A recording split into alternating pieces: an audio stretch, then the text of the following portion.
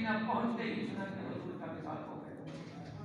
ابھی کچھ نہیں گزر گئے کہ حضور کا وصال ہو گیا. اور میں ارے بدنصیب تجھے تو مغفرت کا سامان مل گیا تھا, در مل گیا تھا, لیکن وہ تو چلے گئے دنیا سے. میں کتنا بدنصیب ہوں. لیکن روتے روتے عرض کرنے لگا, او ان کے دینوں صحابہ, مہربانی کرو مجھے ان کی قبر کو دکھاؤ, مجھے ان کی قبر دکھاؤ. چلے گئے ان کی قبر پر. اللہ پر بھی کسی نے بھی تفصیل واقعہ لایا. اور اللہ کرے آپ عمرہ کریں, آپ حج پہ چلیں, آپ روزے کی حاضری دے دیں. انشاءاللہ دعا کرو ہم سب مدینہ پہنچیں. جب آپ مدینہ پہنچیں گے تو ایک چیز کا خیال رکھنا ہے کہ آپ کو وہاں پہ کیوں ملے گی.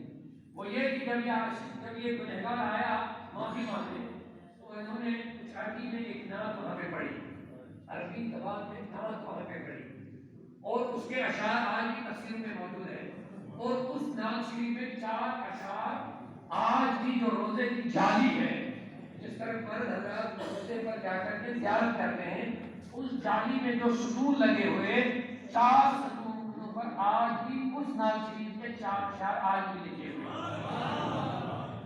جائیں گے. اب دیکھ لیجیے گا ایسی پٹی لگی ہوئی ہے اندر سے, یہ جو اس کو جو حصہ جو زمین کے ساتھ ہے, نماز پلر جو ہے وہ سبز ہے, اور سبز پلر جو وہاں ایسے بنا ہوا ہے, اور اس کے اوپر سنہری ہاتھوں سے وہ لکھا ہوا ہے.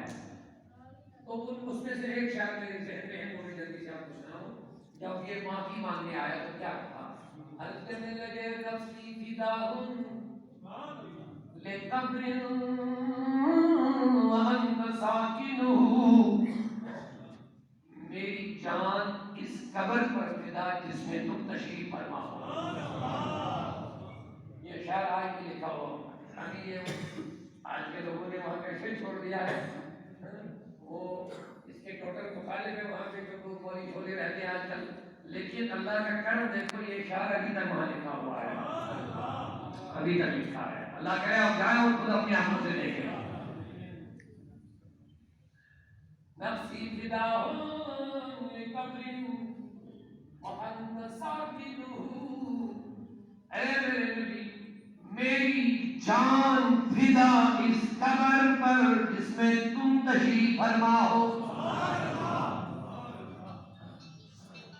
کچھ لوگ بڑے عجیب ہوتے ہیں, ان کو پتہ نہیں ہوتا ہم کیسے کیا لکھتے ہیں. ایک آدمی نے جب ابن کثیر جو عربی میں ہے, اس کا جب ایک آدمی نے ترجمہ کیا, عربی تفسیر ہے اس کا ترجمہ نہیں تھا, وہ غیروں میں تھا, غیر سنی. اسے جب ترجمہ لکھا تو یہ واقعہ تو لکھنا ہی تھا.